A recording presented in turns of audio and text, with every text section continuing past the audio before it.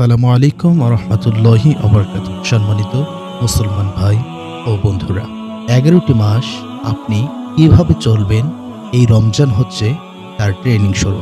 এই রমজানে আপনি যেমন ট্রেনিং করবেন, বাকি ১১টি মাস আপনি সেভাবে আপনার জীবন পরিচালনা করতে পারবেন।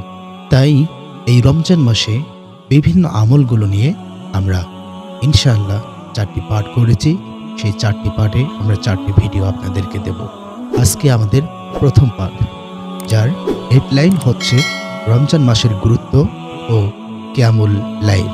আল্লাহ রাব্বুল আলামিন পবিত্র কুরআনুল কারীমের বনী ইসরাঈল সূরার ৭৯ নম্বর আয়াতে বলেন, ومن الليل فتهجد به نافلة لك عسى أن يبعثك ربك مقاما محمودا।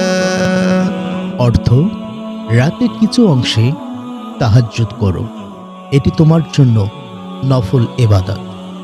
হয়তো তোমার পালনকর্তা তোমাকে প্রশংসনীয় মর্যাদায় উত্তীর্ণ করবেন।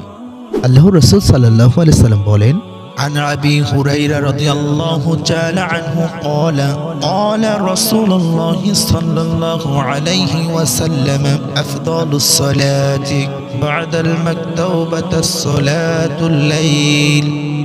সহিহ মুসলিম 1163। অর্থ, নামাজের মধ্যে সর্বোত্তম নামাজ হলো ফরজ নামাজের পর রাতের নামাজ। অত্র হাদিসের ব্যাখ্যা, রাতের ইবাদত আত্মিক উন্নতি ও আল্লাহর নৈকট্য অর্জনের একটি মাধ্যম।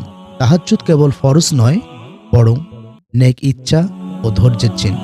এই ইবাদত আল্লাহর প্রশংসার সুযোগ দেয় এবং দুনিয়ার ভোগান্তি থেকে মনকে মুক্ত রাখে। তাহাজ্জুদ দোয়া ও কোরআনের তিলাওয়াতের মাধ্যমে আল্লাহর কাছ থেকে বরকত লাভ করা যায়।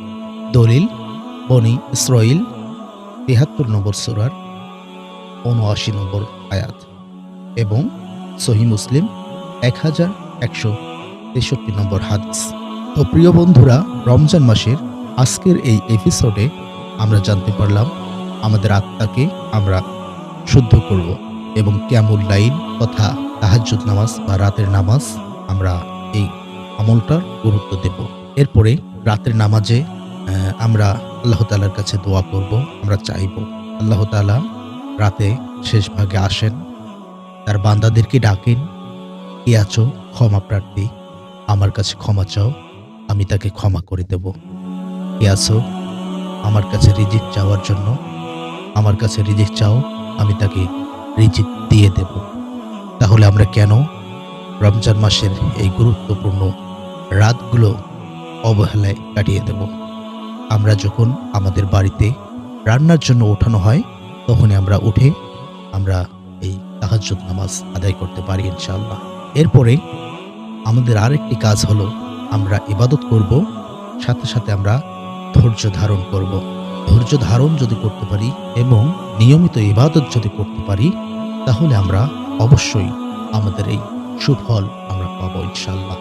আল্লাহ তাআলা আমাদেরকে আজকের এই আলোচনায় আমাদের শ্রোতা বক্তা সবাইকে আমল করার সুযোগ করে দিন। আমরা করছি আমিন।